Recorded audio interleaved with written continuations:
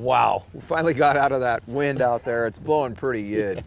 But one of the things that I noticed when we were out there is the way that you position the worm on our presentation, how you hook the worm on the jig. Can you show our audience how to do that? Yeah, Bobby, I'd love to. What we do is we're taking the live night crawler and we're using a threader to thread that worm on. Okay. And what that entails, like I'd show you earlier, is when you come off the hook, we're using a stinger hook here, right? Which is very important in this time of year on these pre-spawn walleye, because with the pre-spawn, a lot of times those big lethargic females will just nip into your worm, and having that extra couple inches is really important on there. Right.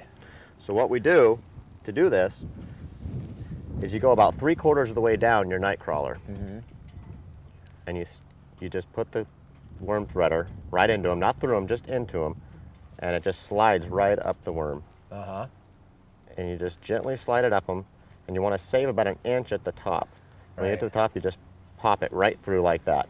So you've got your worm on your threader. And then you take your stinger hook there, and there's a little notch in the end of that threader. And you can get these threaders at any sporting goods store. And you just put that stinger hook right in the end of there, and I like to put it against my chest like this. It just gives you a little area to work it. And then you just slide that crawler up over that hook.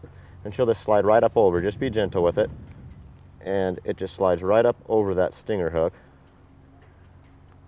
And what this does is gives it a very natural profile in the water. Right. And when you slide it up over, it's completely up and over like that.